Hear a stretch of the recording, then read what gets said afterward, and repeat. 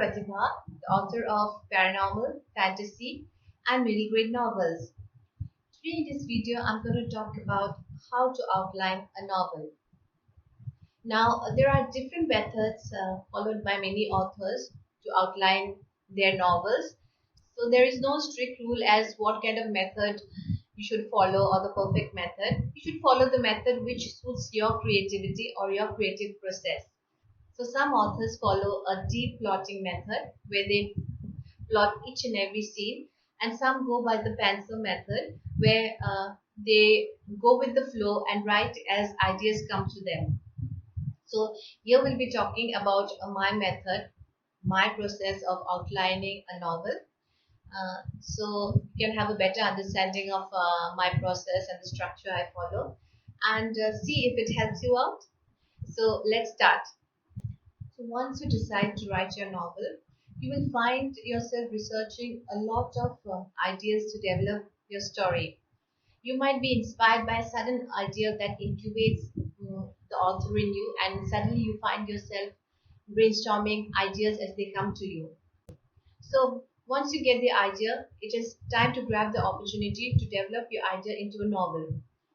But as you go on developing ideas for your story, you may find yourself invaded by a lot of ideas for your story that might get messy or have too many possibilities.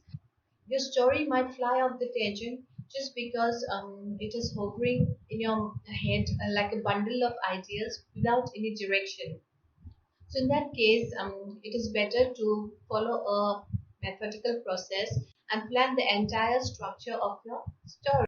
Even if you're a pantser, meaning those who don't plan ahead and write as ideas come to them, it is always better to have a little bit of structure by building a simple outline so that your writing experience is smoother and easier. And there is also less probability of getting stuck as you know what's going to happen next. It also saves a lot of time as you don't end up into the pitfalls of bunny trails and unresolved plot lines, and it makes your rewriting less extensive. So once you have the idea for your novel, this is how you should go about. First of all, develop that idea of your story into a 1 or 2 line summary. Done? Then, secondly, write something about the character. You'd have already got a slight or a vague image of the character. So write a few lines about the character. Write about the character's physical characteristics. Write the name of the character. Write something about her personality traits like she's shy, reserved, or extrovert, and so on. So you need not be very specific or very detailed. But again, you feel that you're carried away by building up the character of the story. Don't stop yourself. Remember, you are the writer of the story and you owe it. So you have the creative freedom over your thoughts and your story. So remember that and go by your instincts. So after sketching a rough outline of the character, thirdly, you have to write the setting of the story. Write about the settings in 1 or 2, 3 lines. Write about where the story takes place and the description of the place and so on. Now, once you finish writing about the settings of the story, fourthly, you need to go back to the idea of the main story and ask as many questions about the idea with the character in mind. Write a brief summary that answers all the questions about the idea. This will be about detailing the story goal as to what kind of goal the character has, whether it is a romantic goal or a career goal, or whether it is a political goal or academic goal or a financial goal or a survival goal, and so on. Write about how badly the character wants to achieve the goal and what are the possibilities. Then write about the obstacles the character is facing or the multiple obstacles the character is facing in achieving the goal. It may be lack of family support, lack of money, lack of confidence, cruel relatives, or anything you feel might be a hindrance for the character in achieving his or her goal. Here, what happens is character is not willing to change the status quo, meaning although he has some difficulties in his life, he's not willing to change it.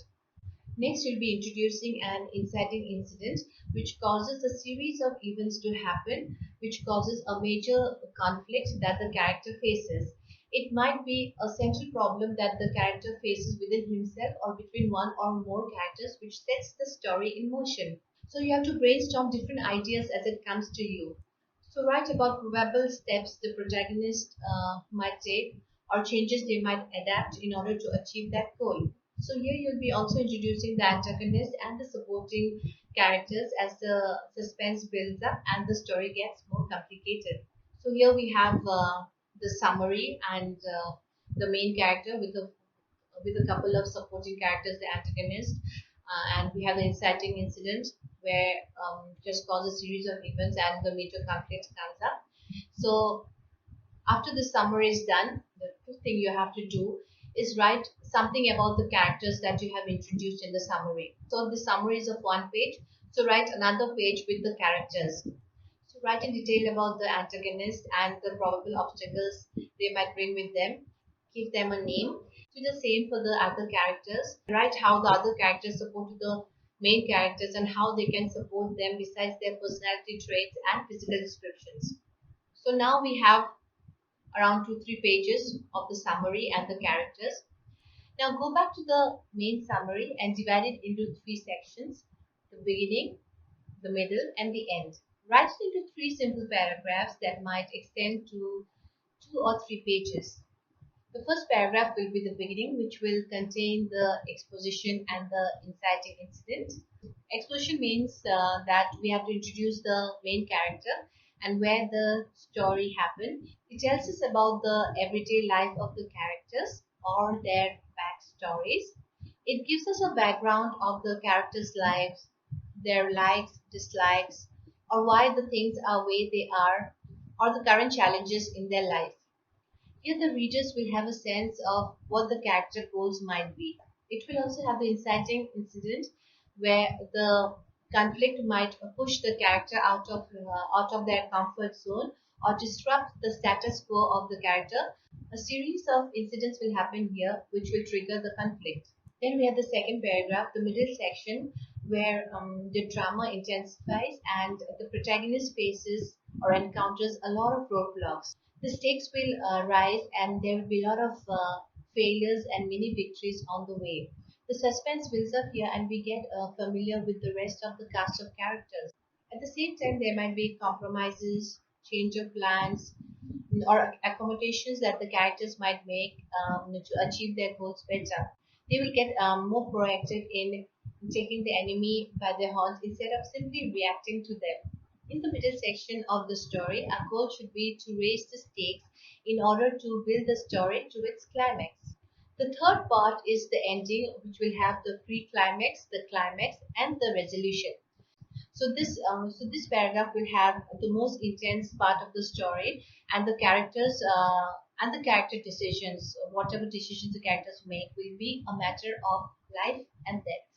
There are a lot of risks and dangers till they reach a point of no return and the climax takes place. There's a final phase of where the resolution happens and the crisis is over.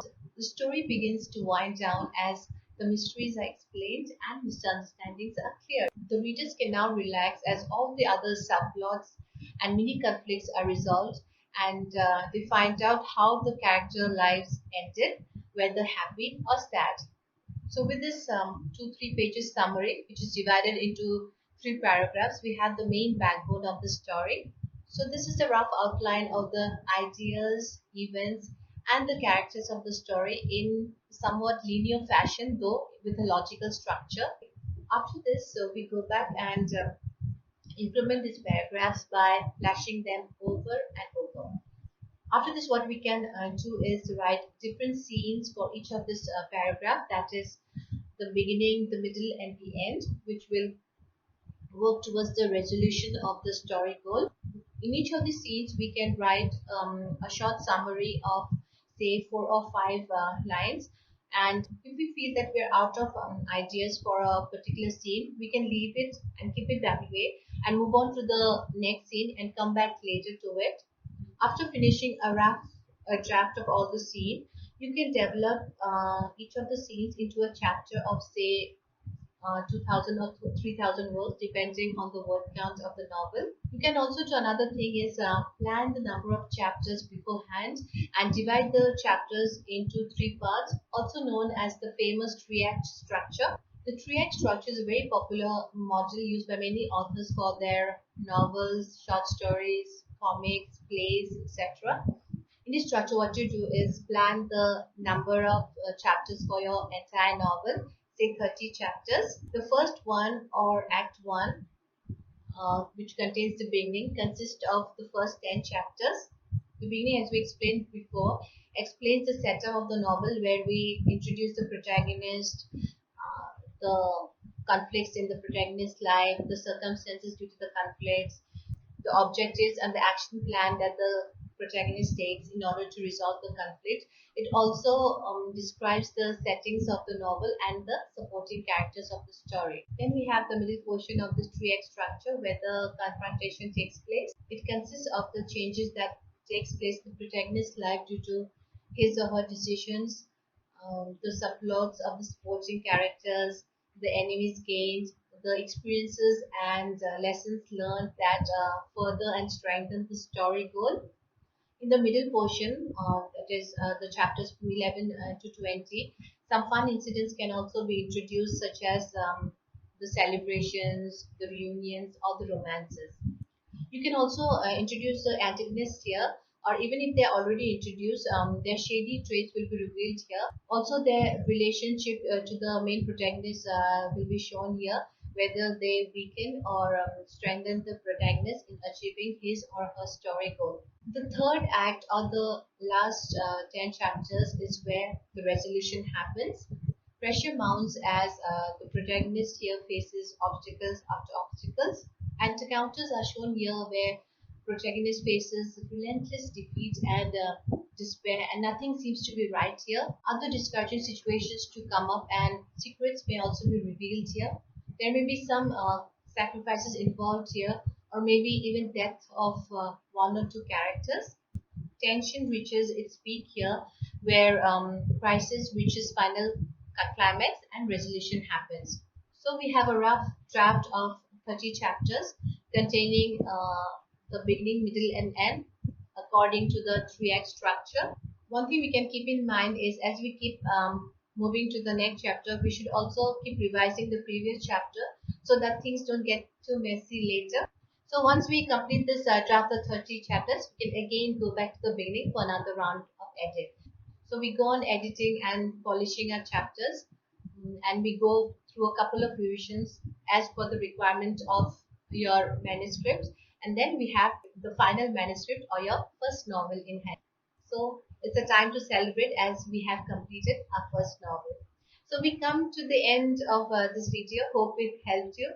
In my next video, I'll be talking about how to outline a novel with an example. So I will be having a real example, a real story idea, and we will follow that idea and outline the novel accordingly. So keep a watch for that, and subscribe to my channel to be updated about upcoming videos. So see you soon, and do not forget to like and share this video. Thank you. Bye bye.